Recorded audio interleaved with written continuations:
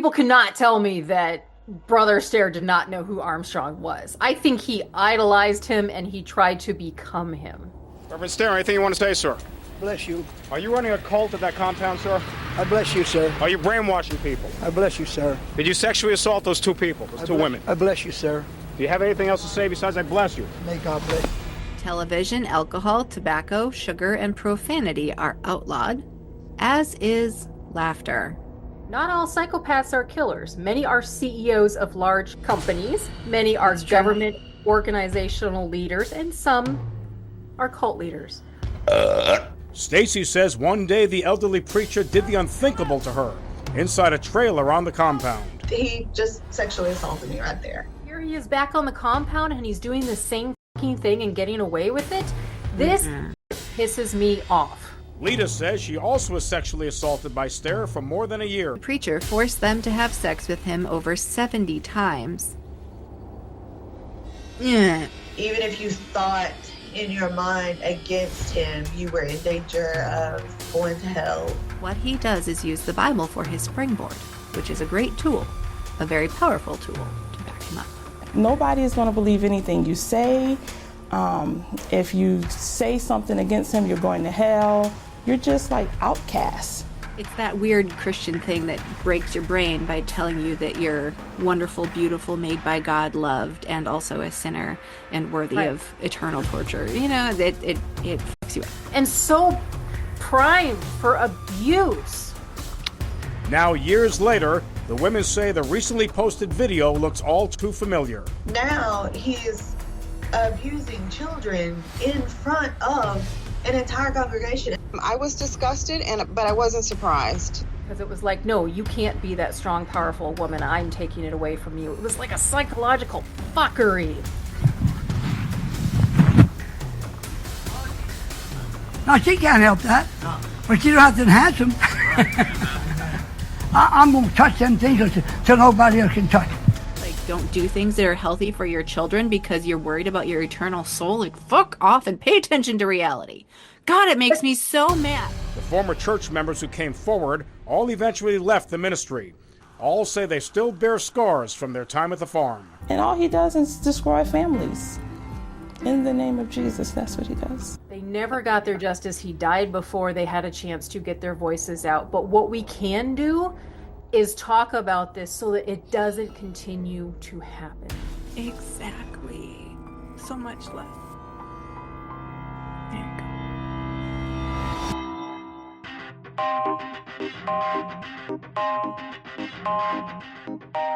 Welcome to another conversation with the Apostate Sisters. I'm Patty, and I make this channel with my sister Nancy. We grew up in a doomsday cult called the Worldwide Church of God. We're also nerdy about history and culture, but we're critical of religion. So get ready to get mad or to nod your head in agreement as we talk about yet another cult that impacted our lives. In today's episode, we're exposing a figure whose name you may not know, but whose damage echoes far beyond his South Carolina compound. We're talking about Ralph Gordon Stair, who called himself Brother Stair, a self-proclaimed God's end-time prophet whose ministry became a deeply harmful force in the lives of many. He was a man whose teachings carried unsettling parallels to the spiritual culture we grew up in. Yet, intriguingly, he never claimed to follow Armstrongism as far as we could find. Our parents attended church services at his compound for a time, and while we never met him ourselves, his shadow loomed large in the background of our teenage lives.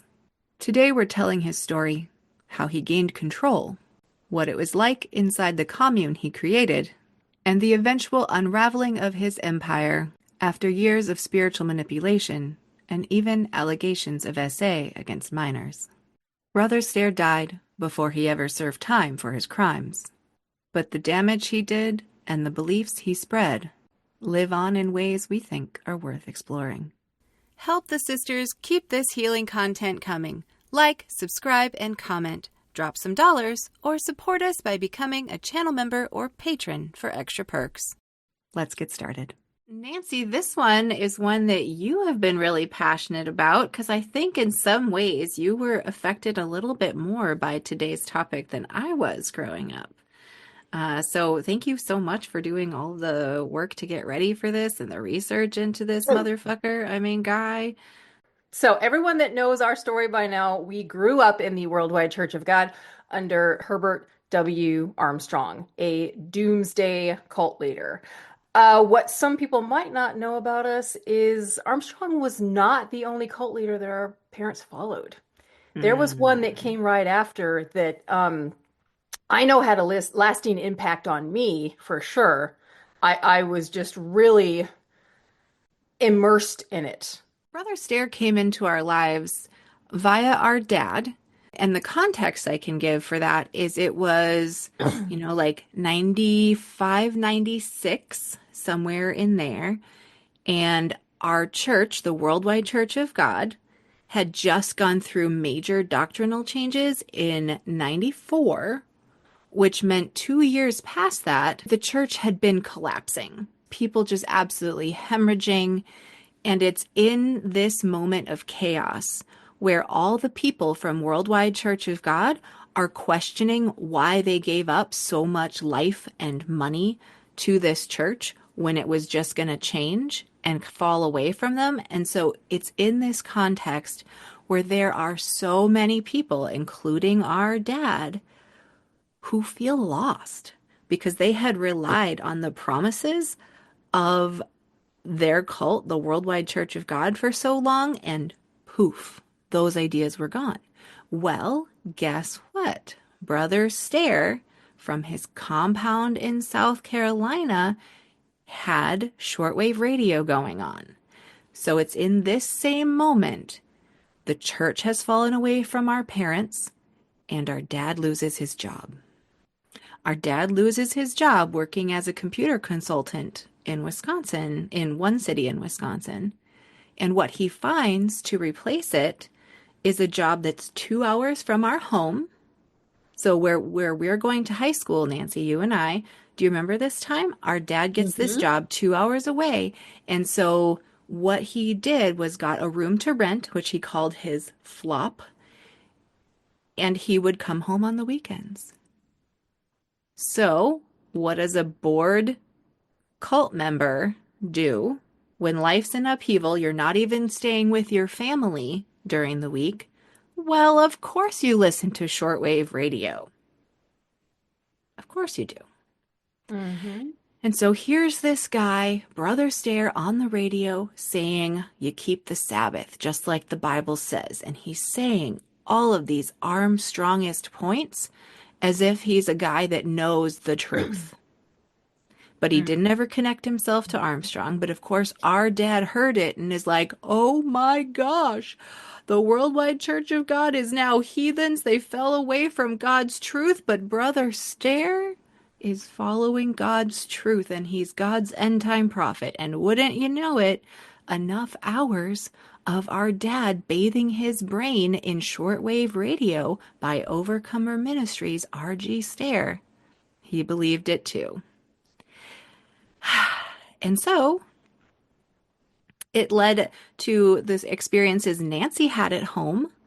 I remember a little bit of our dad just listening for hours to Brother Stair. He would have his little Walkman and have tapes and stuff listening to it. And I remember that, but I was like 17, 18 at this point after it had been going on for a while, and I was ready to get the fuck out, Nancy. Yep. I'm sorry, I probably just ditched you, but I was like, holy shit, like the church had fallen apart. Dad's acting like a crazy person, doesn't have a job. I was like, nope, I'm leaving. And so I was off at college. And from there is when you really got the brunt of what was going on with our parents following Overcomer Ministries. But I thought it was important to understand the context of how our dad got into it. All the major things of our dad's life had just turned upside down. So talk about vulnerability to an angry, horrible message from this person, Brother Stair. Yes. And we were right there. So how much of this do you actually remember, Patty? Because I know I've been talking about doing this episode for quite some time now. because Brother Stair's voice is actually the one that I remember like having in my mind. It's almost traumatizing, far more so than Armstrong. We may have grown up into the Worldwide Church of God, and into our teen years, but Brother Stair is the one that I actually remember the most. And so I feel it's really important that we talk about what I consider to be kind of really a dark period. It was like the darkest period of my life. We bring to you the Overcomer radio broadcast.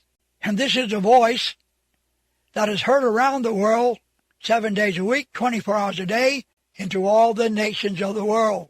I remember when he was listening to it out loud in our house, and at some point, our parents had a mismatch of opinions on that. And so I don't know if it was because our mom didn't like it, but at some point, our dad went to headphones. So I remember hearing it out loud, and I remember our dad just walking around the house endlessly with headphones on and a Walkman on his pocket. I remember that. I remember him going to his flop during the week and coming home on the weekends.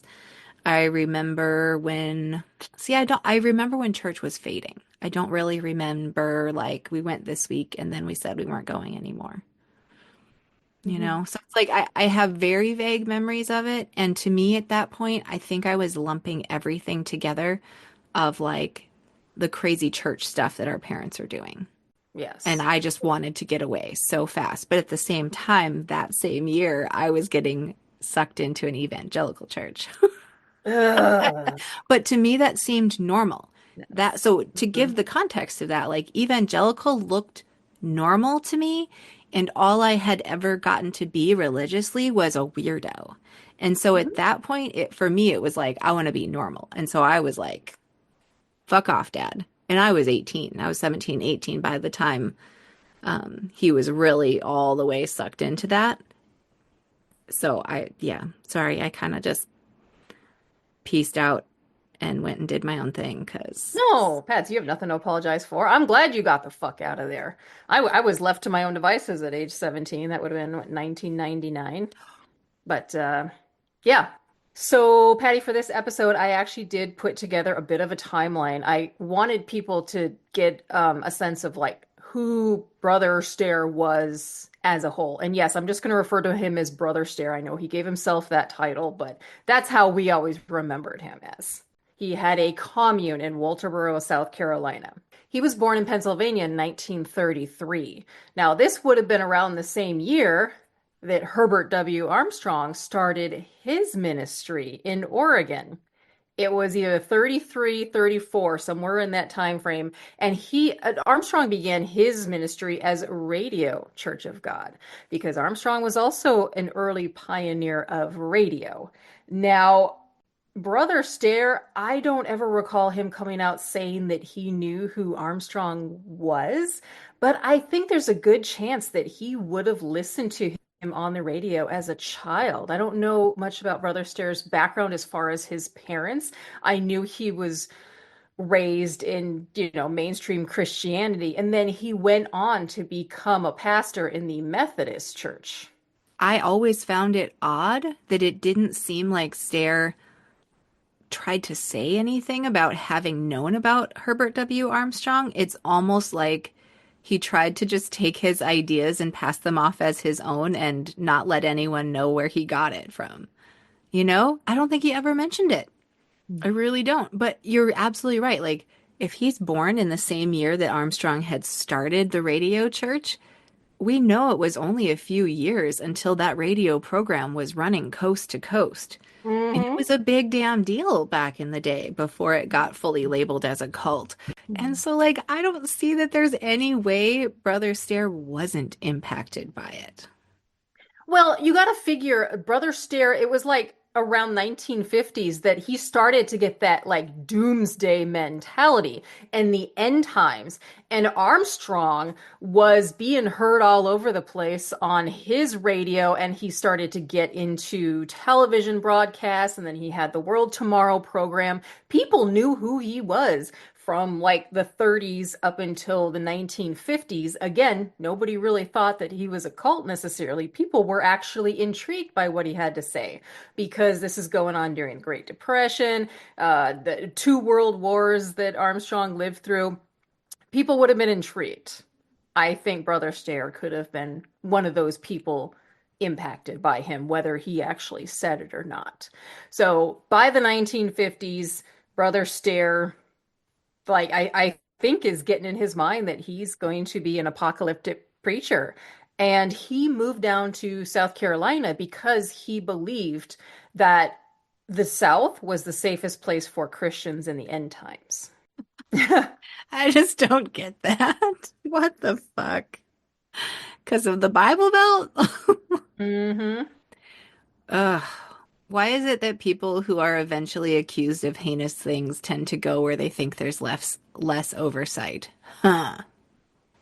Something like that.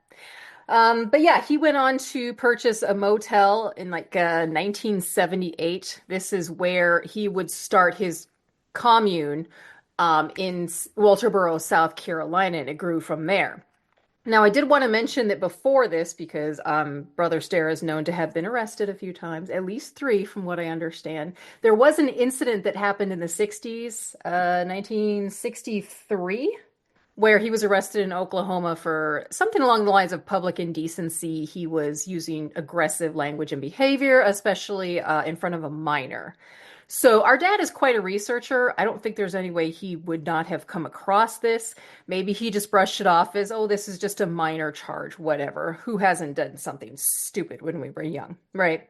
But it was the beginning of sort of a trend. And it shows like where his mind is at too. He's always been known as an aggressive person.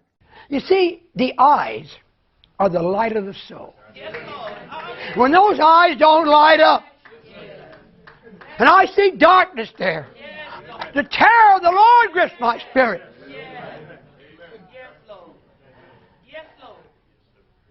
So I try to persuade man. The pastor was a pronounced open.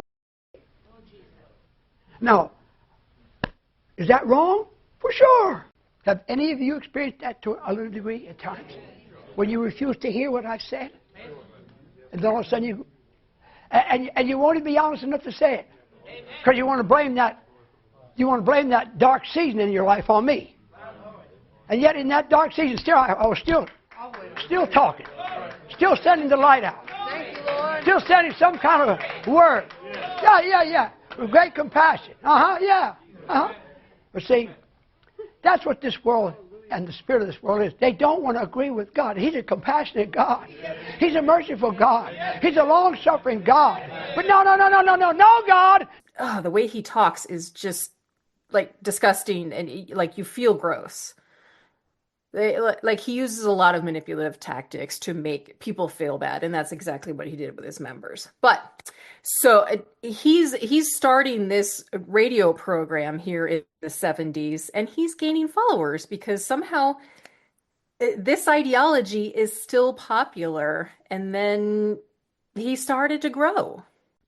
But it wasn't regular radio, it was shortwave. It was shortwave, yes. Yeah. It's my understanding that shortwave radio goes a lot farther. You know, like a radio station might just be for your city, but shortwave, like something about the frequency itself, it can travel a lot farther and be heard a lot farther away. That's the only difference I know. Have to use a satellite dish, correct? And do you remember that our father was obsessed with satellite dishes? Like we would be driving somewhere with the family and he would like pull on the side of the road just to look at like somebody's satellite dishes. I remember him talking to some people at their homes too about their satellite dish. He was just obsessed with them. We had one. Do you remember that? He I stopped to talk to somebody about theirs and they're like, oh, you want to buy it? And so we did. Is that how it happened? He bought I think so. Yeah, we went back to their land and there was a 10-foot satellite dish and we took it all apart and put it back up on top of our pole shed or something, right?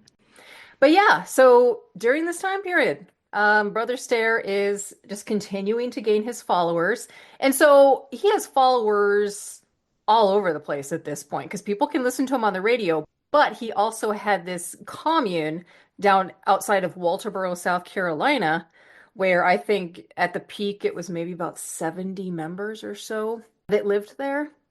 And Brother Stair had the classic end times mindset, like he would tell people all of these prophecies, just like Armstrong did. There were a lot of parallels between the two of them. Like he would say, oh, President Reagan wouldn't even finish his term, and something was supposed to happen in 1988 involving some sort of nuclear confrontation. There were more. I know Armstrong has a shitload of these so-called prophecies that didn't come true, but Brother Not as Stair, many as David C. Pack, though. oh That Jesus guy is the Christ, I mean, prophecy dude. king. He's Yeah, only prophesizing on the date of the end time. I don't think he's prophesizing about anything else, right? that's true. I think you're right about that. It's fucking ridiculous. So then jump ahead to the 1990s, and Brother Stair is amassing quite the following around the world. He's going global, just like Armstrong did when he changed the name of his ministry from Radio Church of God to Worldwide Church of God because he was getting heard all over the place. Also, Brother Stair. So in the 90s, when the Worldwide Church of God was falling apart, Brother Stair was booming. He was heard on as many as, I want to say, 120 different radio stations around the world. Many different countries were hearing him. And his commune is just, it's rapidly growing as well. So, I mean, 120 radio stations doesn't sound that dramatic until you realize that each of them have a range of thousands of miles to be heard. Right. Right. And I came across a little podcast talking about Brother Stair, and it indicated that in the 90s, shortwave radio might not actually have survived had it not been for the funds that Brother Stair had to actually buy all those hours of broadcasting time. Oh my gosh. And that gets me to my next point here. I know in 2016 he received a sizable donation. I couldn't find out how much that was, but it had to have been a lot. This man told his followers to sell all their possessions and give them to his ministry. So you got to figure, of course, he's going to build up quite the amount of wealth, which what I understand is he had a budget of $1.5 million at one point. I don't know if that's like per year or how that worked, but he had a lot. And so he stuck it all into his short wave radio so that he could be heard by people pretty much 24 hours a day. And I find it almost auspicious that here it was the 90s that he's hitting his peak just as the Worldwide Church of God is falling apart and there's splinter churches being created. Like, I'm certain our dad wasn't the only one out there looking for someone with the fucking truth and found Brother Stair. You know, He wasn't. Yeah. I came across like several articles that indicated people that wanted to leave the Worldwide Church of God because they were no longer Armstrongist. They needed a place to go. And all of the splinter churches that came out of that after the doctrinal changes of December of 1994, they had nowhere to go. Our father was amongst them. And while people say Brother Stair didn't target Armstrongist people, he found a way to reach them. Maybe that was just because he was so vastly heard on the radio. And of course, everyone is seeking the truth. Our father has just been nonstop seeking the truth. And there Brother Stair was to provide him the answers. He also had the Sabbath on Saturday and the holy days, which is what Armstrong was all about and he enforced.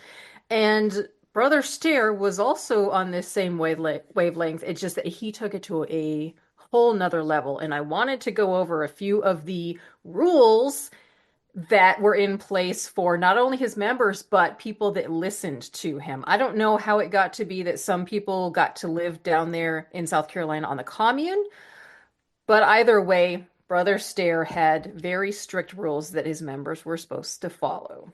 Okay, I have two things to say here. One is that the rules have always stuck with me, except I have an abbreviated version in my head. What Same. I remember from my time with the family was get out of the cities, get out of the churches, get rid of your TVs, and don't go to doctors. Right? Yes. So, like, we brought this up when we were doing the Wheel of Power and Control, because every single one of those is intentionally and entirely about isolation. Right? Right. So, we could see at least that from back then. I know you've got more of these rules, but isn't it interesting? Here, this guy's got basically a worldwide presence by these radio stations and only 70 people at his little compound. And Yep. here our dad comes along listening to this guy and thinks, oh, well, I'm elect. I should be at that compound, and starts getting ready to get his ass down to Brother Stair's compound. Like, honestly, like, who did he think he was? He had the elect thing built up so much in his head that he just figured, well, if this guy's got the truth and this is where the real thing is, obviously that's where I belong. Like, what the heck, Dad? And what did That's it do, messed up. Patty? It's It messed up. split our family apart, is what Yeah. it did. There's a reason they live in South Carolina right now. They moved out of the Midwest, and you and I just scattered to the wind. Him, our mother, Because and they our two followed younger this guy. siblings. Yes. He thinks he's still in it. He's back in one of the offshoots of Worldwide Church of God now, but for a time, I don't even know how many years it was now that they were with Brother Stair, but he thought Brother Stair was it. He was the answer. He was in the right place. Um, and I remember our mother was not okay with it for a time. I just remember being told that we were not going to go to church anymore for Worldwide. And I was so ecstatic about that because I fucking hated everything about church. But I remember when Just Dad started going, and I was like, you all can fuck all the way off because I'm about to be 18. I'm about to graduate from high school and I am getting out of this fucking hellhole. And I was not gonna go there until I got evangelicalized. Damn it. I don't blame you at all, Pat. So stop apologizing that you left me behind. I had to go through what I went through to become as strong as I am today. Seriously, what if our parents hadn't split up the family and then we stayed? Or like, would I still be kind of like influenced to them, like shut away from the rest of the world? I'm just thinking like socially, culturally. You mean Obviously, I never like believed in this shit, but you mean like becoming if they like them. had not left the church, like if they had stayed through the changes and just became more standard evangelical with our cult? Is that what you I don't mean? know. I knew that was never going to be a possibility because our parents are just too extreme, especially dad. That was Yeah. never going to happen. We knew that. Well, as Dad was getting into this Brother Stair shit, our mom was like, not gonna move with him down there. Right. And that's what I was getting to Okay, is go ahead. after we had like stopped going to church, I don't know how much time it was until our father actually like came into the kitchen and like talked to us all very nonchalant, like we're moving to South Carolina. He just up and throws that on us. And I look at mom like she's clearly not on board. I was like, Mom, do you agree with this? She's like, nope. Nope. That's what she said. She just, nope. I had never seen Okay, her disagree with our father ever in our lives. You were not Nancy, here for this conversation, were I you? was not. You know what my Okay. end of that conversation was? Was I got a call in my dorm room Mm-hmm. that said, well, first at the beginning of the school year, well, Dad lost his job. And then it was the house sold. Come get your stuff. That's what I That got. was the conversation. Yeah, I don't even I must have known when it was going on the market, but all I got was the house sold, come get your stuff. And so I came home from college on a weekend and loaded things into the back of my did I have my truck then? I don't even I don't remember. know. Somehow I managed to get a bunch of my shit, like a dresser and a few boxes of things, over to my boyfriend's parents' house at the time because I didn't have anywhere to put things. And so then I ended up moving 11 times during college just to like here to there and everywhere because I couldn't go back home anymore. Okay. So that was my side of it. I didn't see that Yes. dramatic moment. Holy shit. So I figured I would talk a little bit about what happened in these few years that our father was transitioning, like from the time that he left Worldwide Church of God until he started really getting indoctrinated into overcomer ministries with Brother Stair. There was definitely a shift in our father's attitude, I noticed. He became much more rude. He was very aggressive. It seemed like whenever one of us kids needed something, he was like, "Ugh, what do you need?" Like he just seemed irritated with us. Like he didn't even want to be around us. It was like he didn't really care about anything else anymore. Like he was addicted to knowing everything that he possibly fucking could about Brother Stair because he thought this is where God wanted him as the true follower of Christ. It's just, there was even one time he knocked me out of my chair because I was just so shocked at how he talked to me, how he talked to mom. I don't remember what that was, but he like knocked me out of the chair and I thought he was going to choke me. Wait, what? He pushed you? Like physical? Like Got physical? it pushed me out of the chair, yeah, but I thought he was What? like I thought he was gonna like beat me up. That's the look in his eyes of like, I want to destroy you right now for speaking to me that way. And I think it was because I said, oh my God, because I was just so shocked at how he was talking to us, taking the Lord's name in vain. That's a no-go. I could have said fuck, no problem. Well, he wouldn't have liked that either, but you definitely don't say oh my God. So that's what I was dealing with. My bedroom was right off of the dining room, and that's where he sat on his computer listening to Brother Stair. This is before he got the headphones, right? So I'm hearing everything he's listening to, this disgusting, creepy, crotchety old voice of Brother Stair. You just look in his eyes and you just want to puke. All right, his voice is even worse. And there was like, it's like he had no life at all. Not that he really did before this, but he definitely didn't after he got sucked into Brother Stair's ministry because he lived for it. There was nothing outside of it. I don't even think he sat at the table and ate dinner with us. Like, I think he started grabbing plates of food and just going back to his computer to listen to Brother Stair again. That things are starting to come Oh. out in my mind as I'm listening to it. But I did want to talk a little bit more about the rules that Brother Stair had in place because they really affected me. Now, you already mentioned get out of the cities was one of them, one of the big ones. Now, obviously, Brother Stair believed that the southern states in the U.S. were like God's place of safety for true Christians. Oh my God. I It is just, commune. I what the don't fuck? Okay. I don't know what the criteria was for his States followers with less rules, actually. probably. I mean, there are certain states that tend to have more communes than others because of the oversight that the state seems to do or not do. Oh, absolutely. Absolutely. Fuck. And I did want to reiterate that I had not even completed high school at this point, and it was only a Mhm. few months until I was going to when dad actually up and moved the family, and I Oh had to my God, you're right. move into another family who they didn't even know, and they But were, Nancy, but we had to fight for that because I know. by this point I was aware that the family was up and moving, and I was like, what the fuck are you doing? Because I'm in college, so yes, I have to take care of myself, but that's fine. I wanted to, didn't want them around anymore. But I was like, why are you taking Nancy? She's almost done with high school. How dare Hmm. you?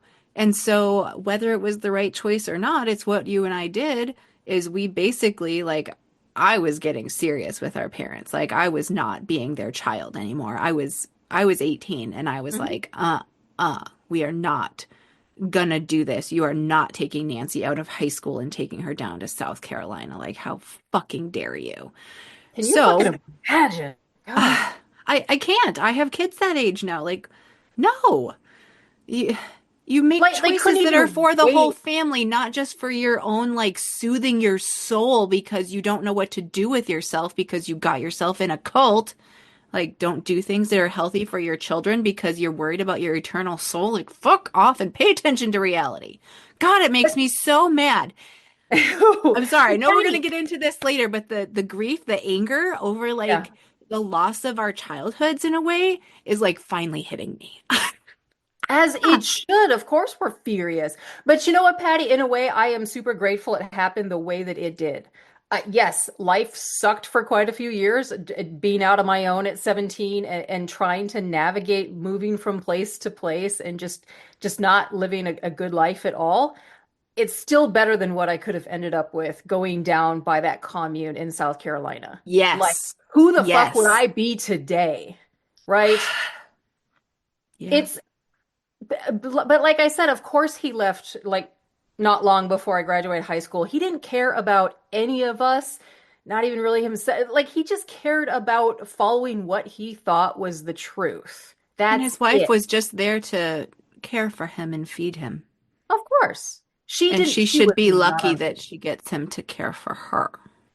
she was not on board for any of this. In fact, our mother wanted to like take us four kids and go live somewhere in town and just let dad do his thing. I think she was like ready to divorce him. And I don't think she was ever Uh, convinced because she at one point said, "Oh, yeah, I agree." But I could tell in her voice, like, you don't agree with this. You just don't want to split up our family. You're trying to be the good wife over here, even though you think your husband has lost it. And he did. He she fucking looked at lost apartments. She it. went Yes. so far as to look at apartments in the small town near us. Yeah. But I mean, I wouldn't have been there. But had she done that, I would have had a place to go back to in the summers after college Mhm. or between college years, you know? Yeah. Yeah. But yeah, I wanted to get back to the rules. So we talked about getting out of the cities and preferably moving down south. I don't know what the criteria was for people that got a chance to go onto the commune, and I don't know why our parents didn't move directly on the commune in Walterboro. They lived outside of it, but they were close enough that they attended all the services, but we can get there. Another one was stay out of the churches, meaning if you were going to a different church, you had to leave it immediately and only listen to Brother Stair's broadcast. So you're Of cutting off course. all that information as well. Absolutely. Yeah, you don't want outside information influencing people that you're trying to control. All right. Another one, and this is a big one, get rid of your TV. If you want to talk about a way to get information from an outside source, TV was it. And I remember the day that our father actually took the TV away. It was like the rest of the stand was sitting there and it was just empty. For some reason, he allowed us to listen to audio, like listen to movies and stuff audio, but we couldn't watch it. And so the only thing that made me happy in my teen years was watching my show Xena. And our little brother used to watch Star Trek Next Generation because it came on right after. And he took that away from us. And so, like, I was so pissed because Xena was what got me through the day. And I couldn't even have that fucking entertainment. So I was furious. I think Xena is more critical to your growing up than you maybe have realized. So was Lara Croft. I used to play Tomb Raider a Yes. Well, lot. think about like the position of women as it was like put forth to you for your entire growing up, and then recognize the absolute badass, powerful, like I will kick your ass and kill you Right, women that you idolized once you were old enough to like start thinking about like what kind of woman do I want to be? Like right. obviously no one thought you were gonna like be Xena with a chakram on your hip or whatever. But the idea of a woman who could fight for herself and fight for good in the world, was Yeah. like who you were drawn to. And I find that kind of sweet and beautiful, actually. Well, I think joining the military was as close as I could have gotten to those heroines of mine, Lara Croft and Xena. But I just feel Damn like close. that was something that made me so happy, and I was stripped of it because it was like, no, you can't be that strong, powerful woman. I'm taking it away from you. It was like a psychological fuckery that just played Yes. with me that whole time. And all I could do was sit and listen to these shows and not even watch them. It was so fucked up. Well, I remember the TV thing because remember that was one of the four rules I did know about. Because when I came home that next year, at the end of the school year, I think that was my Mhm. freshman year of college, there was our 27-inch cathode ray tube TV sitting in the shed, all wrapped up in black plastic bags. And so I took that fucker with me to school the next year. I had the biggest TV on the floor Yeah. back when Yeah. 27 inches was a big TV. It's funny. So yeah, we had that fuckery. Another thing, so like the fourth one that we were told about as one of the major rules in the Overcomer Ministry was not going to doctors. Like legit not going to doctors. Now, I remember we talked about Herbert W. Armstrong at one point. He was enforcing that no one should go to doctors. You have to rely on divine intervention.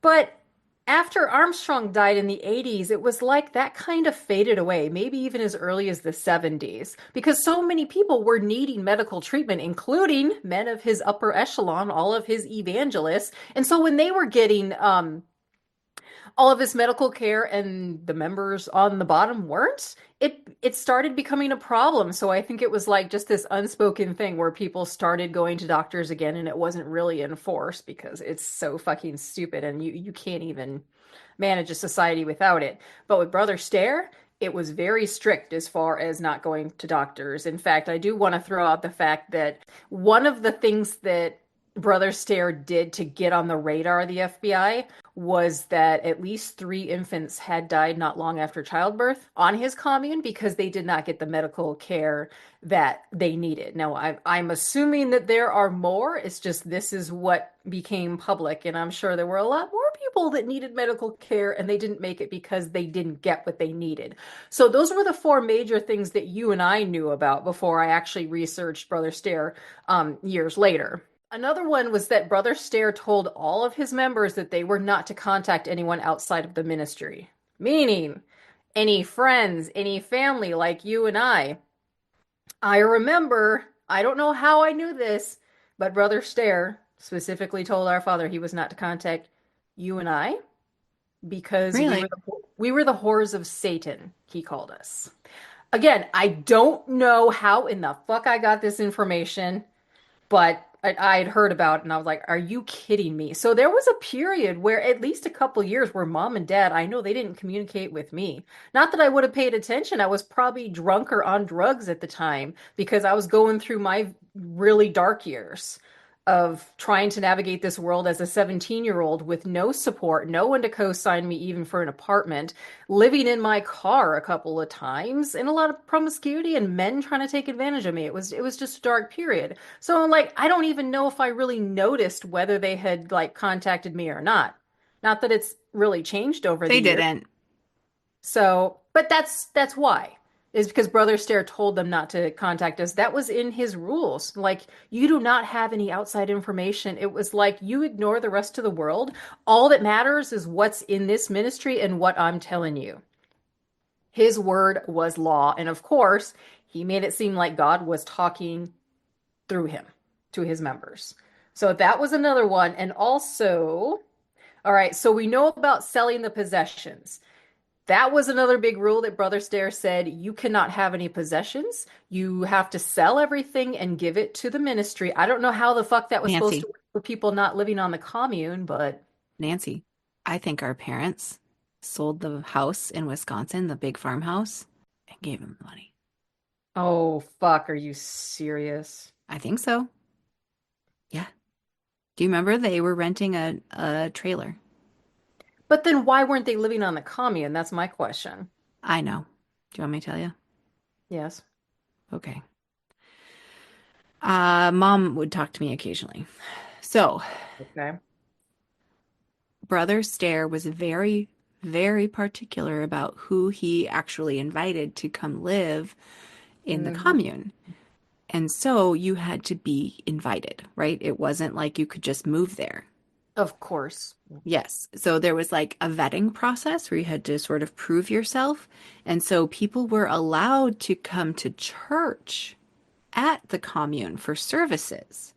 And once you had proved yourself out, you could potentially be invited in. So that's what they were doing. They were trying to go live in their falling apart trailer home because it's all they could afford since I think they gave the money to Brother Stair already. That would make sense. Yep. They're hoping to be invited in to the commune while attending Sabbath services. Mm-hmm. But they're doing, I don't know how long that typically took, but they're attending for a couple of years. And at somewhere in that point, it's a familiar story, our dad is like, he's not following the Bible right here. And so, of course, our dad goes ahead with trying to prove in the Bible why that leader doesn't actually have it right. He started to question things that Brother Stair was doing and Yep. saying before they even got a chance to be invited on the commune. And as How do you soon as he mentioned it, our dad, very like, I don't, it's a weird thing to say, but like pure hearted, like our dad is like, truth is everything.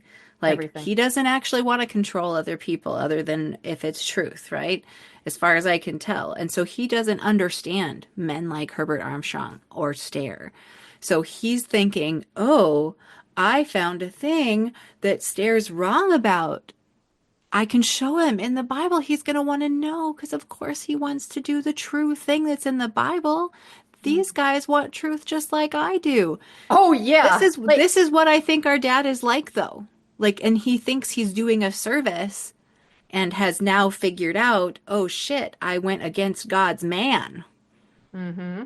And Which there were so a I think lot of he kind of men. keeps First, getting put in his place a little bit because he doesn't realize it's not actually about truth, it's about control that these guys have. So our dad did it again with Restored Church of God, pushed back on something out of the Bible he thought was right, and he got kicked out. So all that to say, the whole Brother Stair thing was you had to be invited in. Our dad hung around long enough to prove to himself that it was not actually God's truth and was distinctly disinvited from attending after that. So that's how they left Brother Stair's church. okay, so he was disinvited. He was disfellowshipped. Yeah, basically. I mean, they were, yeah, yeah. So they were never invited to live there. And Okay. then they were disinvited from attending, or they decided to not attend. It was some clusterfuck of that. Yeah.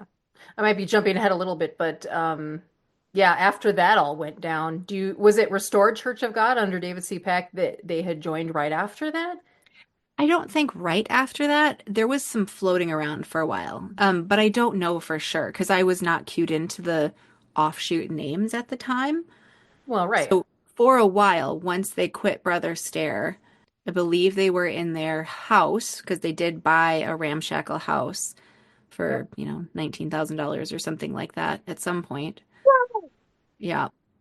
You mean a piece of shit that's falling apart and with gigantic holes in the bottom where raccoons come up into your house on a regular Yeah. basis. Yeah, Yeah. cool. Yeah. That one that they still own, correct? Yep. I mean, literally, Nancy, we just have to prepare ourselves for when they pass to pay to have it bulldozed. That's so sad. It's so sad. Anyway, Like, yeah. they had gotten themselves into that, I think, while they were still on the Brother Stair train. For some time while they were living in that house, I don't know if it was Brother Stair or if it was Restored or if there was some other offshoot in the middle. They had periods of driving 2 hours somewhere to attend services with about 50 people. They had periods of time when they were having tapes, and I think it was actually tapes, Yeah, not I'm not CDs, surprised by that at all. sent to their house because they just weren't close enough to whatever offshoot they were paying attention to or paying That homage makes to sense. at the time. Yeah, Yeah. so I can't keep track of it because it's been since 1999, this wild, raucous adventure of theirs, riding the riding the Armstrongest wave as it peters Right. out. Um, Yes. yeah. So all of those things happened. I don't know the years that they connected with each group. But yeah, Yeah. the Brother Stair thing continued on for so much longer than it should have. But thank goodness they never got invited into it because fuck, what would have happened to our mom and our sibling that's there? And yeah. They lived very much similar to like you would think of the Amish. It was very self-sustaining. It was very gender based too. Men would do yard work, women would do the cooking and prepping and cleaning. Women had to wear skirts. I remember this too. Like when they were living in South Carolina, women had to wear skirts, long ones, no pants whatsoever, and That's right. they couldn't cut their Oh my hair, God. Pat. They Nancy, I couldn't forgot cut about their this. hair. and they couldn't wear makeup. So mom never wore makeup anyway, but her and our little sister, they couldn't cut their hair. And so I remember once when I visited them down in South Carolina, their hair just looked like shit. I'm sorry, it looked like shit because it was like all long and straggly. I'm like, why aren't you cutting that shit? They couldn't cut it. They couldn't cut it all. Men had to wear pants too, no shorts for them, and they had to wear collared shirts. So these were the rules as far as like what you had to wear. Okay. Sugar was another thing that was a no-go. You couldn't have sugar, which included things like candy. They grew their own vegetables and had their own animals, and so yeah, very self like sustaining. That one's so weird. I didn't know the sugar one. Hang on, I have a Yeah, tickle no in my throat. sugar. Isn't it interesting that Armstrong kind of had something similar? Or not, maybe not Armstrong, but he was all about like the natural foods and making sure you don't eat shit like fake sugar. You know what's weird? That's where I was going to go with that conversation, but I have not come across anything to make me think that Armstrong pushed that. It had to have been something that went out in like, I don't know, women's newsletters or something, because I've heard this from other former culties with us that like processed foods and sugary cereals and all of that were sort of eschewed. But it was such a big deal when we were little that I thought sugary cereals were against our religion because everything was against our religion. Exactly. But so it's interesting to see it on this list here for Brother Stair because that's what I'm saying is like I knew that growing up in Worldwide, but I don't think it was never stated that I knew of, Nancy. Nope. So I find that Not interesting. specifically. Not specific. Yeah. So again, people cannot tell me that Brother Stair did not know who Armstrong was. I think he idolized him and he tried to become him. Yeah. Right. It's weird. It's almost like, oh, I know about this guy. No one else is going to realize I'm doing the same thing. I don't get it. So okay. A distinct difference I am noticing though is the isolation piece Hmm. because Brother Stair was very clearly like he's just gonna physically, mentally, everything actually isolate you from the world.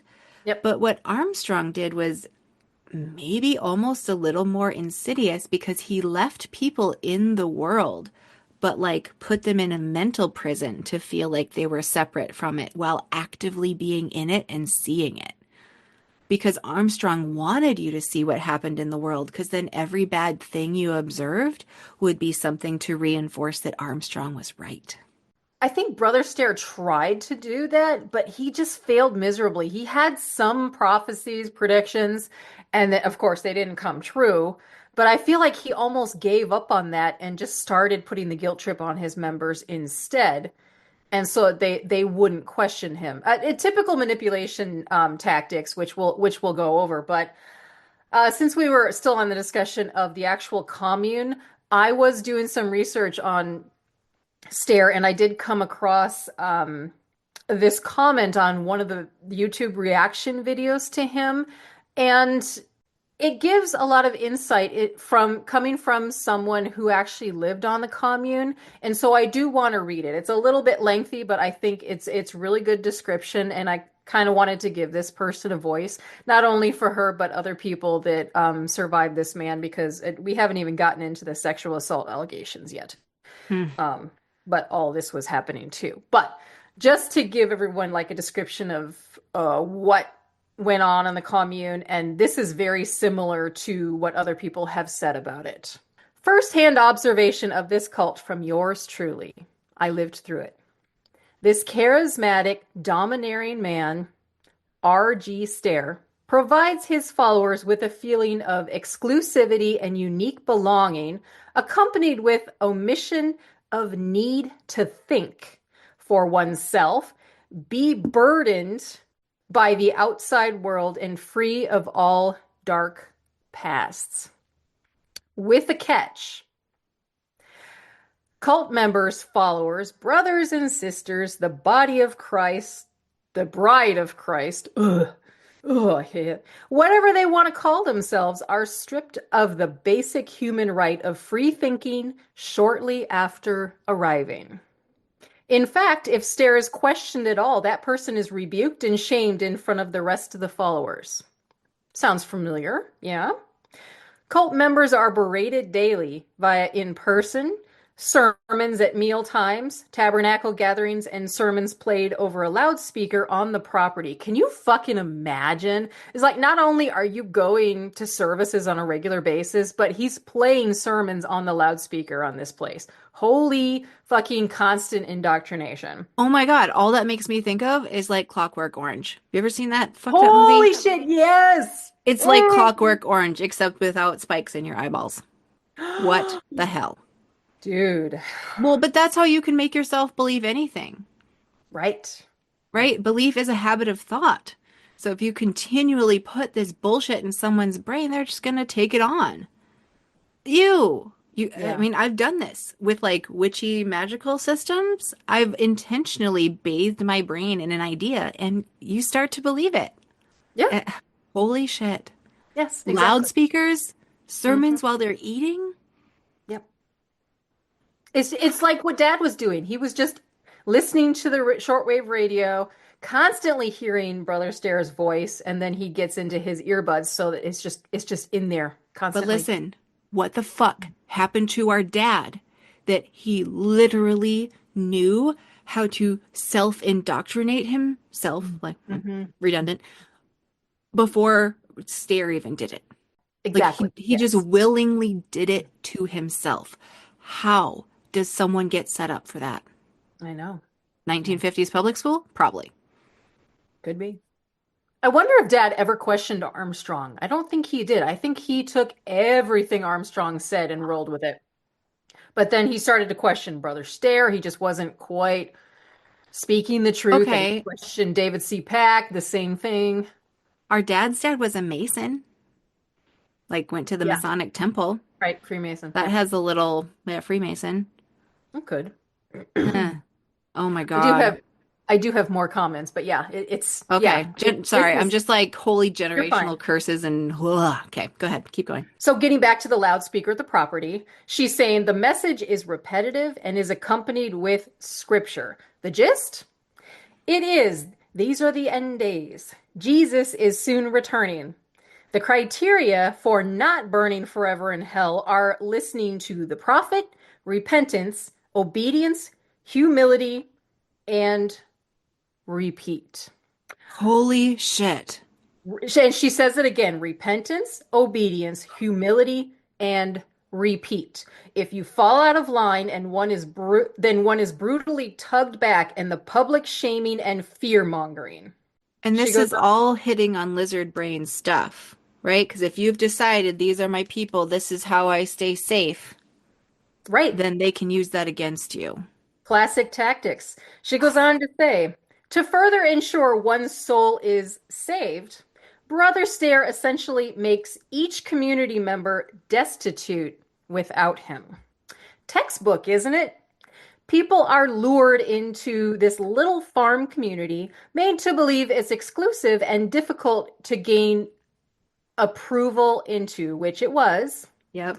Then they are manipulated into selling or giving away all they own and are told to show up with virtually nothing. I remember they don't even have vehicles. Like they used bikes to get around. No phones, no Oh. you have no connection to the outside world whatsoever. All right. So the message is taken by the followers as a test from God, an invitation to be obedient and be in God's favor via said obedience and leap of faith. Conveniently for Stair, this results in an excellent position of leverage, no doubt just as he planned, and the new cult member now has no home, no money, no car, and a fresh estrangement from heartbroken and angry family members and friends on the outside who see right through everything and raise alarm. That was us. Well, I don't know that we had insight to be able to like understand exactly because we didn't like all we knew was cult ways of life. Right. Well, Patty, I don't think we really like had a chance to even understand what was going on because, again, I was just trying to fucking live. Yeah. Some of it was on the streets. You were off at college doing your thing, getting indoctrinated into evangelicalism because it was a little bit prettier than what we were used to. And you were just trying to feel something too. We had to go through what Yeah. we went through. Well, right. This is what's going on with our parents that we didn't Ugh. really know much about. So the family and friends are dealt with via a twist of scriptures that support Stair's need to alienate his followers from their families and the outside world, logic, rationale, and so on and so forth. Of course, he used fucking scripture to justify what he's doing. There always is a passage that pertains to what they're doing. Cult members are led to believe their family and friends are chastising them for their beliefs, which further goes along with the end of days, few are chosen message. I lost my childhood and my adolescence because of this monster who calls himself the last day prophet of God. It took me the better part of my teens and 20s to figure out how to function in society outside of Stair's brainwashing. I miss my mother. She still believes every damn thing that psychopath tells her. Now, this is probably Oh, about 4 or 5 years ago that this comment came through, which he died in 2021, but yeah. we'll get there. Yeah.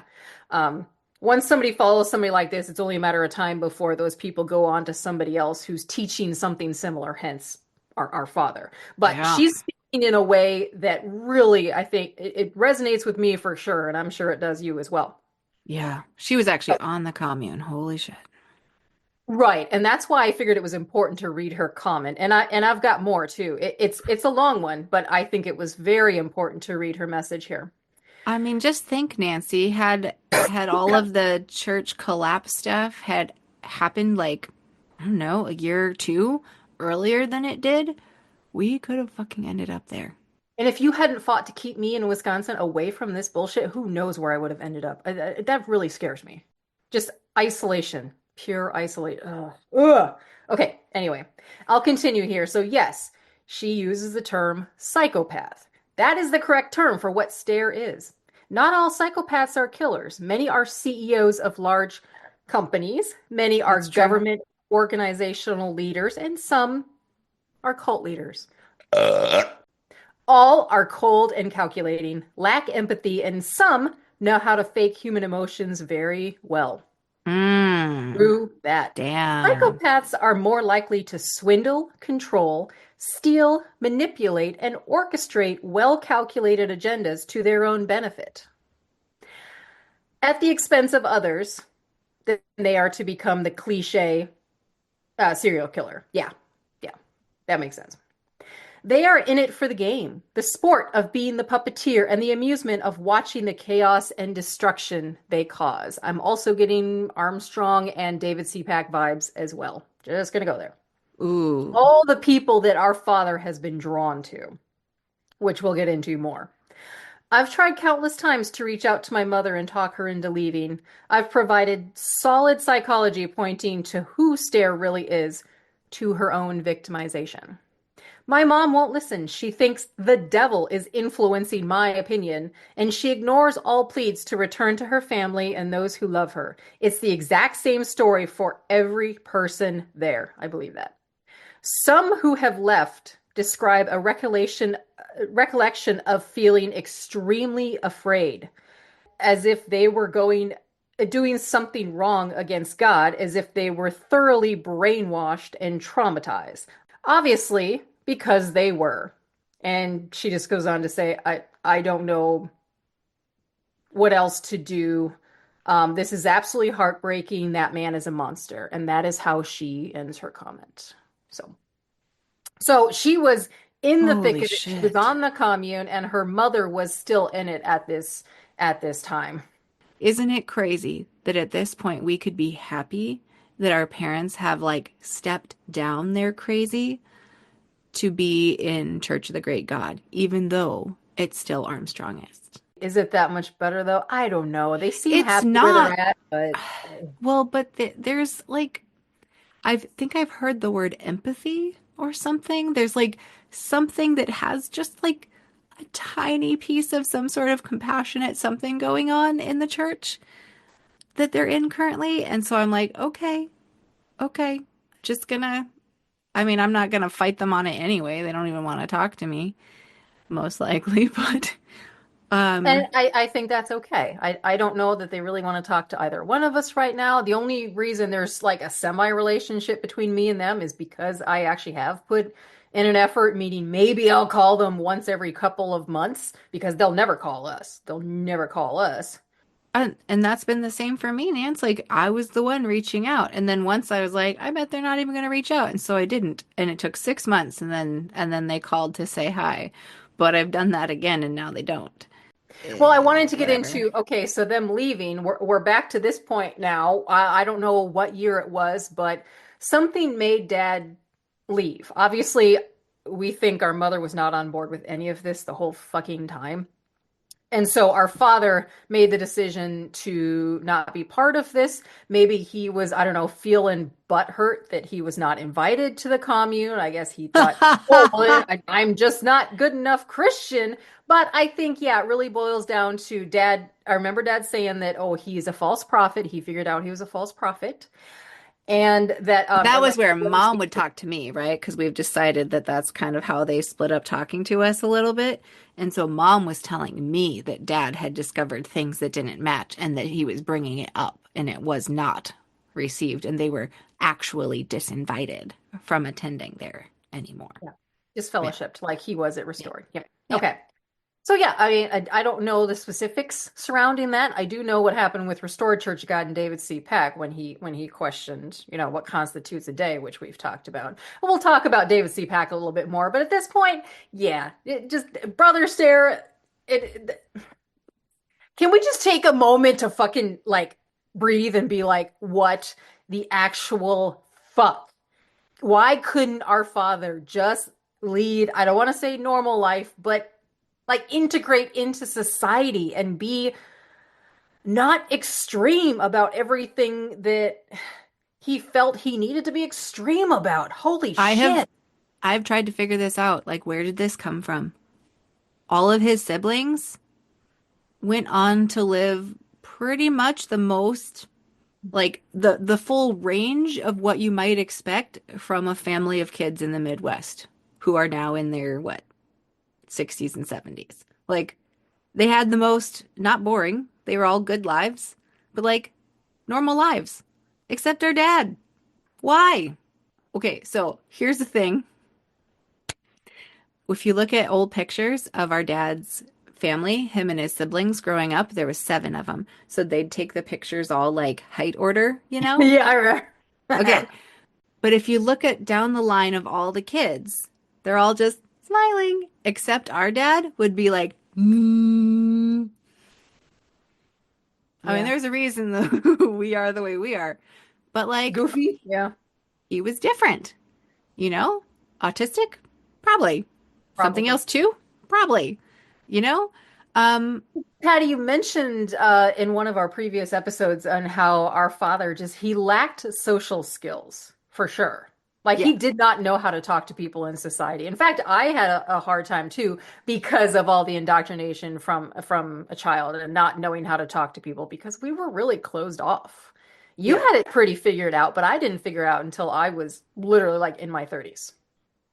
Oh, I mean, I think I pretended having it figured out. I figured out pieces that I could do that made it look like I had it figured out, We're gonna Nancy. hashtag life. Yeah. But then I was just like, oh, I think everyone's making it up. But I actually don't know if everyone is. I don't know. Oh. Whatever. Doesn't matter. I always wanted to be real, but I'm glad I am now. But now we are revisiting this fuckery, trying to make sense of it so many years later, Well, also our dad lost his dad at 16. Right. I always wondered if that made a difference. And our dad was the 4th kid. And so I've talked with our cousin whose dad is the 2nd kid. And the story about who their dad was coming from our cousin versus everything we've heard from like the younger kids' children, like it's different. Like, I think that our grandfather was very attentive and did the damn thing of parenting with the older boys in the family. And Oh, I right. think by the time our dad came along, it's too many kids. You can't keep doing that. And so I think there was something weird there where our dad sort of got glossed over by his dad and something, and he was kind of looking for like, what are the right things I can do to get attention? Yeah, I don't know. it could. I'm not going to solve it, but this is my way of trying to figure out what the heck happened that gave us the childhood we had. Yeah. No, no, it's worth looking into, and that's why we're discussing it to see what we Yeah. can come up with. But yeah, we'll go over some of those psychological things to try to figure this out. But I did want to talk a little bit about what was going on in those years prior to our parents leaving, because Brother Stair started entering the news. Now, I think one of the main things, not only did it come to light that these infants were dying on the commune because they weren't getting medical treatment. I don't know if that's actually what brought the FBI in to look at, but there were sexual assault allegations, including of minors. So what happened was the first one came in 2002. So remember, he had already been like arrested for public indecency in front of a minor back in the 60s. I don't know if his members actually knew about that, but come 2002, so just 2 or 3 years after our parents actually moved down to South Carolina, which I think they were still with the organization, there were two young women that came forward. So their ages were 17 and 20. They came forward into public like to accuse him of sexual assault. At the time, the dude is 69. Gross. They said that he coerced them by enforcing his religious and personal beliefs on them. Gross. So probably what he did was to justify what he was doing to them was he would just take a scripture and be like, see, tells you you're supposed to do this. Doesn't that sound like that? Ew. And two years later, he actually pled guilty to this, to the charge of assault and battery. And then he was sentenced to time served, a total of, get ready for it, 77 days. Yeah, by sexually assaulting minors. I'm glad that we're locking up people with marijuana charges for years. Yeah, that's really That important. makes a lot of fucking sense, doesn't It it? Let ruins so many lives for dick fuck's fucks like that go free. sake. Yeah, yeah. No So justice, no then, peace, my friends. No justice, no peace. but then we jump ahead quite a few years. Okay, now it's 2017. He's back in the news. So he already pretty much got away with what he did to these children. And yeah, he's probably doing the same thing all these years. I don't know if our father knew about it, but he was in the public light. So I don't know if he just brushed it off like all the allegations against Armstrong and his child and boys in the church that had come up. They're like, oh, well, we don't have proof. So we're just going to sweep that under the rug. He probably didn't do it. Not God's end time prophet. No way. So 2017, more women came forward. Yes. Brother Stair was arrested by the FBI that year, 2017. So he would be 84 during this time. And he was charged with criminal sexual conduct, including minors, kidnapping, assault, and burglary. Remember, the dude has quite the fucking temper, a temper that influenced our father and turning him into quite the bastard for quite a few years as well. It's just, that's the way it goes. You know, you rub off on other people here. So he came into the attention of authorities because there was this YouTube video that popped up showing him touching, trigger warning here, a 12-year-old girl's breasts in the middle of church. And he said something. He said, I'm going to touch them things till nobody else can touch them. And What the fuck? I have actually seen this video. I watched it years ago because just like researching Worldwide Church of God, I was also researching Brother Stair just to see what was up. Tonight, new accusations from former members of a Collin County church who say it's actually a cult. The leader of Overcomer Ministry is under investigation after he can be seen on video reportedly touching the chest of a 12-year-old girl. Now, for the first time, 3 women are telling our Harv Jacobs about what they call the horror that happened behind the gates of the ministry in this Live 5 News investigation.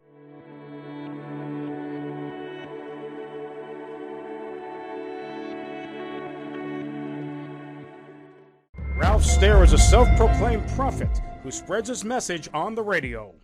The kingdom of heaven is at hand, and Jesus Christ, Yeshua, is coming again in your lifetime. This is the last generation.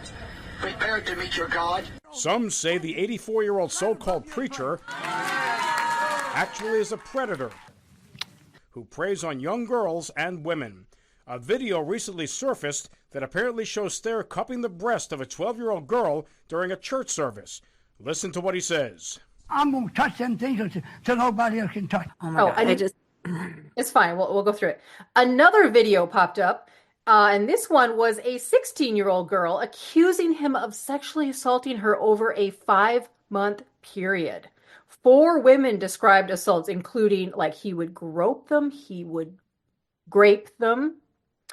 And Stair told the women that they were acts of God. He's so freaking old at this point, but it's also the first point in time when there's a way for something happening on the compound to easily get visible to the outside world. Right. So it's like, was this his MO the whole fucking time and this is going on? Or is he like old enough now that he's kind of senile and like behaviors that he was able to mostly keep under wraps for his life, like starts just like he's just like lost it enough that he's convinced himself it's fine now, you know? Haven't we covered that exact same thing on this channel too? Armstrong did the same thing when he started to get old and senile. He just didn't give a shit anymore. He said exactly what was on his mind. He did what he wanted. He'd walk around naked, whatever the fuck it was. Winston Churchill did the same thing.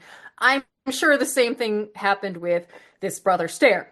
But there were allegations made against him in 2002, and he actually went to jail for it. And here he is back on the compound, and he's doing the same fucking thing and getting away with it.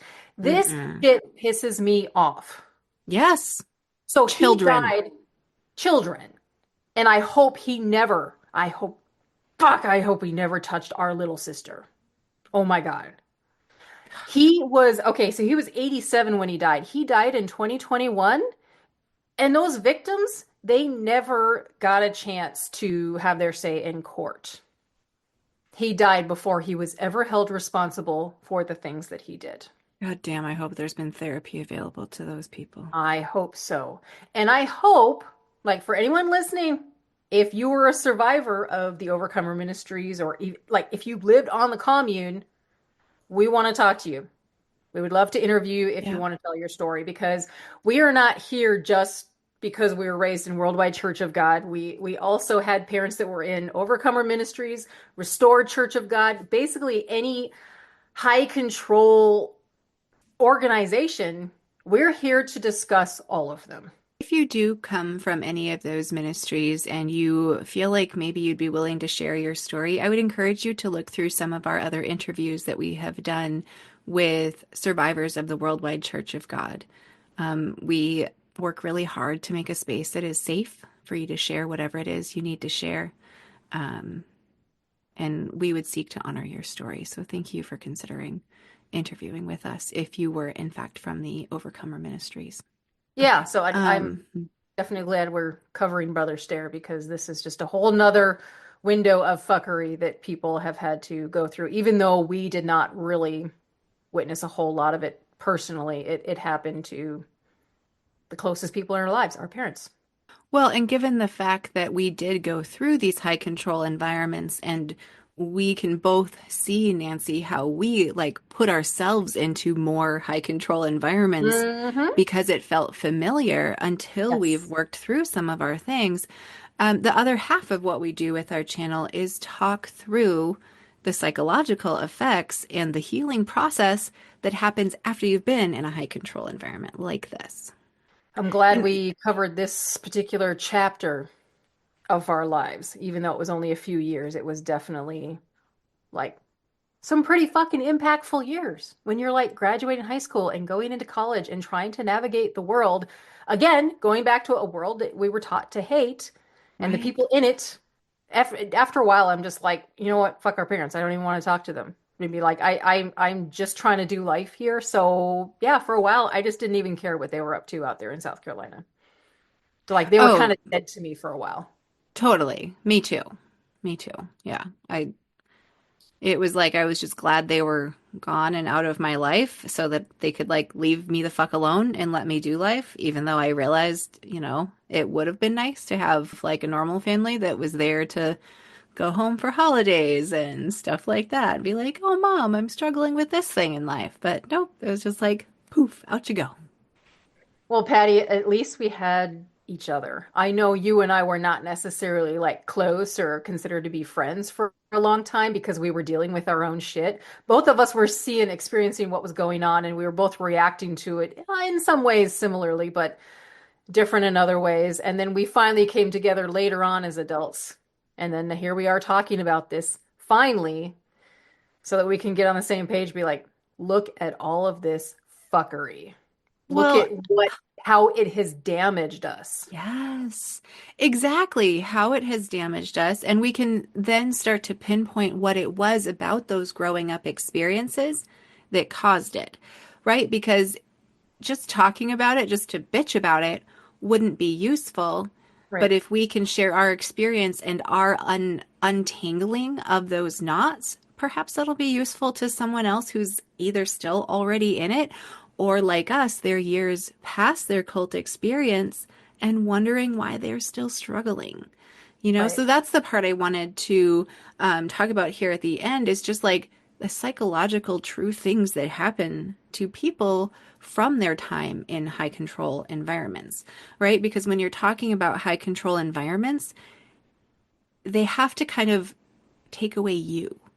A high Right. control Oh, environment absolutely. means you can't be an individual because conformity to the rigors of that group take precedence over everything. And so, being born into something like that, you end up at a place of not knowing who you are or not knowing how to be in your own body, to stand on your own 2 feet kind of thing, because you're just looking for someone to tell you what to do. Right. Well, isn't it, don't you think it's so sad that this whole time I think our father has meant well and he's just seeking the truth so bad and he just doesn't trust himself to find it. He needed to latch on to these con men who just took advantage of him. Well, and so, we talk about the things that we can identify that we are dealing with as a part of like our religious trauma. And so I have to imagine that he's got all those same things, but he's like fine with it, because, all right, so the things that come out of being in a high control religion like this is you'll land yourself having chronic shame, uh, anxious, being fearful of being punished or doing something wrong, Right. even trusting yourself or being able to trust other people or, a group again, because groups come across as scary. That's a thing that Yeah. we've talked about a lot, so I guess it's maybe to make it more general, the idea of feeling unworthy or inadequate. I think that's the base layer of what these groups need to put into you is that you're not good enough. Right. And once you believe that, honestly, they own you, Yeah. right? And so in some ways, it's like maybe that's what our dad is at, that he doesn't think he's good enough. It's weird though, because he acts like he's great. But I don't know. It's that weird Christian thing that breaks your brain by telling you that you're wonderful, beautiful, made by God, loved, and also a sinner and worthy Right. of eternal torture. It fucks you up. Something that our father has always done is, and I think you and I might actually do the same thing, is he uses humor to kind of mask or hide how he truly feels. Hmm. I know I've done that too. Like I just try to laugh about stuff because I just don't know how to deal with it otherwise. So I just Did the Ooh. humorous side of it. I do it too. I mean, honestly, isn't that why our channel, like why we're funny too? Are we funny? I don't know. Yeah, we're funny. We do comedy things. But I think that's why. I think that we learned through our dad to laugh and to find things funny. And Yeah. so in some ways that has helped us because we can be like, oh, persistent anxiety, social isolation, not knowing how to build a community for myself. That's funny. No, it's not. Well, yeah, we laugh about it, but it Shit. is really fucked up. Yeah. No, it is really fucked up. But okay, I know I was trying to be silly there. But really, No, those are the things that we take away from being a part of a high control environment. Whether you grew up in it or you were just in it for a little while, I would say these things hold true for people coming out of evangelicalism also. And probably the greater the control, the higher the impact on who you are trying to be after that. Right? Because we've got the anxiety and depression, feeling like you need to be perfect, Yeah. eek, which kind of leads to some obsessive compulsive kind of stuff. You can have a weak sense of who you are. I mean, I guess that just seems obvious, but then think about boundaries, right? So, like, if you don't even know who you are or what you're allowed to have that's for you, you have nothing in you to be like, hey, it's not okay that you do that to me. You hmm know? So boundaries are I hard for so many of us anyway, because our society doesn't like them. We are kind of set up through public school and things to be, I don't know, open to being controlled. Because if you try to hold your boundaries, it doesn't fit the groups that want you to do certain things for them, yes. But right? Yeah. if people can't control you, they will just coerce you. They'll get you to feel like you are not good enough and you shouldn't trust your own mind, and then they've got you. I am just finally starting to realize that I can set boundaries. I'm really uncomfortable placing them because I feel like I don't know, like I'm being a total bitch or like I'm not being helpful. I'm like, no, Yes. keep these Ooh. boundaries in place or people are just going to take advantage of me. Do not take my mistake my kindness as weakness. Thank you. Exactly. Exactly. Ugh. It's something Well, we're still right. working on, but yeah, yeah. Yeah. Oh, for sure. Well, right. Because the Yeah. people pleasing stuff, it flies in the face of boundaries. And, it's like women are told in church to be what, more like what does it be like a Mary, not a Martha or whatever, except that was the story of the two sisters where Martha was the one running around making everything ready for the meal and getting ready, but Mary was just like sitting at Jesus's feet.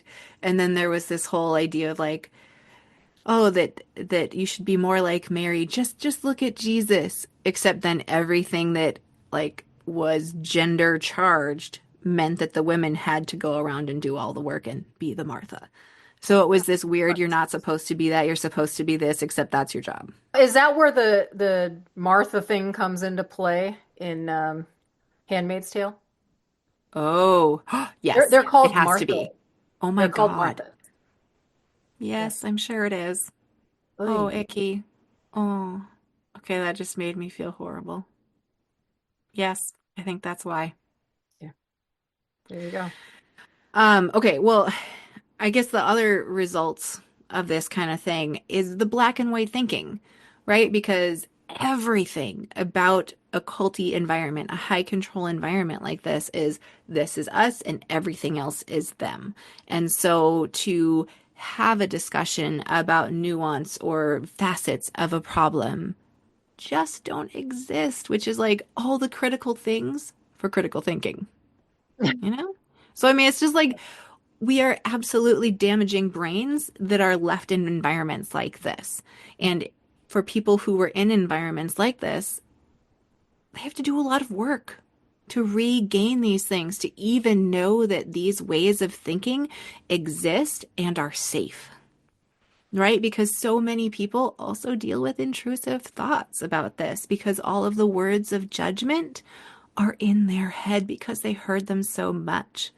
So anything they want to do that falls outside of what they were supposed to do triggers all these nasty voices coming at them and the icky feelings in their body. Yeah.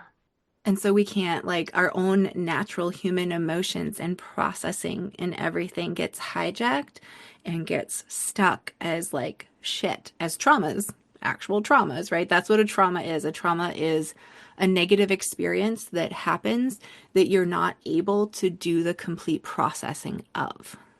And so it's stuck there as like an open wound that can be ready to jump and protect you again at any moment. And so that's what these kind of environments cause within us.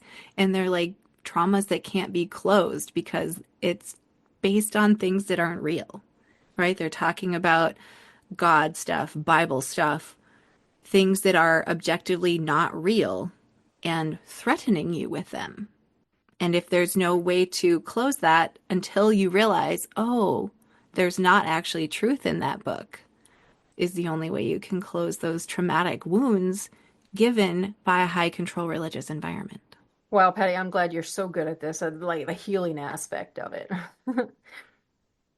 I mean, it's not easy, No, it's not. Not at all. because you're taught in these environments to not even trust yourself or even what you experienced, and imagine like even in evangelical things, like you're taught, oh, God's speaking to you, whatever, and you've got a feeling in your body and you think it's God. And then when you come out of all of that, you're like, oh, and you don't know what was real in your life. Oh, Yikes. right. That's why, Right? like, Christianity in general, or like all religions in general, are fucking dangerous. We need to be able to figure out what is real and what isn't. And when you're just speaking about something like faith alone, what the fuck is that? Then why put your faith in this thing and not this thing over here? You are so gullible under those circumstances and so primed for abuse. But for people to be able to feel safe, like internally safe, and have a stable life and to live like their authentic self, a life where they get to know who they are, Yeah. that takes a long recovery. And it A takes, lifetime. A it lifetime. does, and building new friendships, but mostly learning to trust yourself and befriend your own nervous system. Yes. Because your nervous system bore so much of the damage from the high control environment. And so getting to honor those human reactions that you're having and to understand why they're there and where they came from and kind of learn to love those parts of you.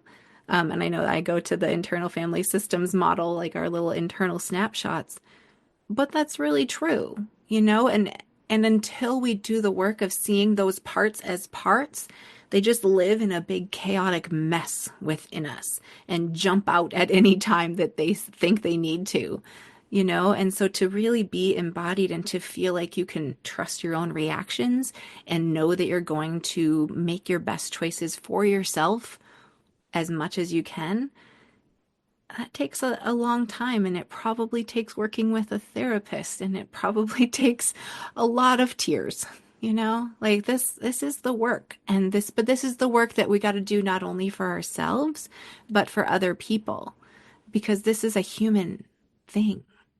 This isn't just like, oh, fix yourself. No, this is humans being human together.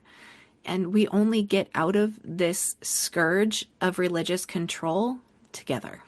I did also just want to speak to all the survivors out there. I know you and I were impacted by Brother Stair's teachings for a while. We weren't like directly in it necessarily, but it split our family apart. It changed who our father was. I had never seen him like that before, and we just whatever we had of him was gone because of Brother Stair. But I do want to give my heart out to these survivors of Brother Stair who never got their justice. They never got their justice. He died before they had a chance to get their voices out. But what we can do is talk about this so that it doesn't continue to happen. Exactly. So much love. There you go. So much love to all the survivors out there, not just of Armstrong's cults or cults like the Overcomer Ministry under Brother Stair, all of them. They all work in very similar ways, and yes, we are here for you. We're all healing together.